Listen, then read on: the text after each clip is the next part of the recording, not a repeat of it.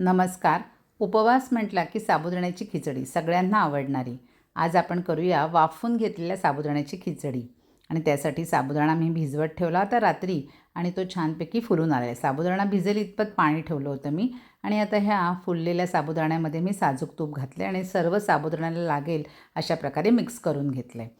त्याच्यानंतर कढईमध्ये पाणी मी गरम करत ठेवलं आणि ही एक टोपली होती माझ्याकडे चाळणी, त्याच्यामध्ये हा तूप लावून घेतलेला हा साबुदाणा आहे तो भरला आणि ही टोपली आहे ती त्या कढईवर ठेवलेली आहे. आणि हार्डली मी बघा 8ला 5 कमी आहे. ॲक्च्युली 5-1 मिनटाच्या आतच तो साबुदाणा जवळजवळ शिजला आहे.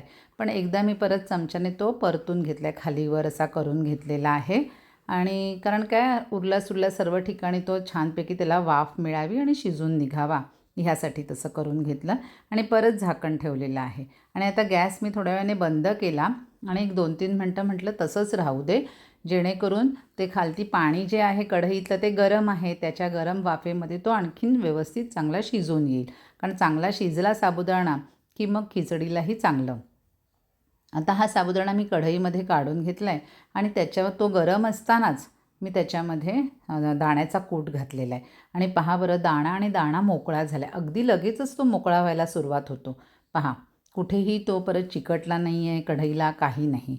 आता या मी आपल्याला आवडीप्रमाणे तिखट जेवढं पाहिजे त्या पद्धतीने हिरवी मिरची, आलं आणि कोथिंबीर हे मी सगळं घेतलेलं आहे. ग्राइंडरमध्ये छानपैकी वाटून घेतलेलं आहे, खरडा केला आहे त्याचा. आणि पहा किती सळसळीत तो साबुदाणा मोकळा झालेला आहे. मी अर्धा किलो भिजत टाकला होता, त्यामुळे अशा पद्धतीची प्रोसेस मला 3 वेळा करावी लागली. कारण माझी मध्यम आकाराची टोपली आहे ती चाळणी. जर मोठी चाळणी असेल तर कदाचित एका ह्याच्यामध्ये सुद्धा तो वाफवून निघून जाईल, काही हरकत नाही. तर मला हे बघा किती छान तो पटकन शिजतोय ह्या अशा पद्धतीच्या ह्याच्यामध्ये. आणि परत चिकटायची भीतीने पहा माझ्या 3 बॅचमध्ये झाला आहे. एवढा सर्व साबुदाणा माझा अर्धा किलो जो होता तो माझा पूर्णपणे वाफवून शिजवून पूर्ण रेडी आहे. त्याच्यात दाण्याचा कूट घातलेला आहे. आता आपण हा असाही स्टोअर करून ठेवू शकतो आणि आपल्याला जेव्हा हवं आहे तेव्हा पण आपण लगेचच खिचडी त्याची करू शकतो, कारण तो शिजलेलाच आहे. फराळी मिसळसाठी सुद्धा हा एकदम रेडी आहे. भांडं मी आता ठेवलं होतं गॅसवर, तापत ठेवलं आणि त्याच्यामध्ये थोडंसंच तेल घातलं, जास्त घालायची गरज नाही कारण आपण तूप लावलेलं आहे, साजूक तूप. आणि त्याच्यामध्ये जिरं टाकलेलं आहे आणि हा हिरवा जो खरडा करून घेतला होता ना, आज म्हटलं हिरव्या रंगाची करूया साबुदाण्याची खिचडी, म्हणून मग मी तो खरडा घातला आहे. तो चांगला जरा तेलावर परतून घेतला आहे. उकडलेलेच बटाटे होते, ते 3 बटाटे मी घेतले, त्याच्या फोडी करून घेतल्या.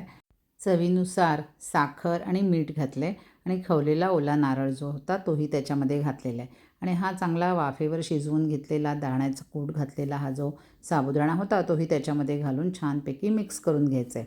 आणि आपली साबुदाण्याची खिचडी बघा रेडी झालेली आहे.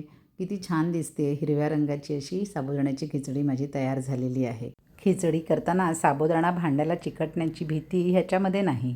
आपणही जरूर करून पहा. मनःपूर्वक धन्यवाद.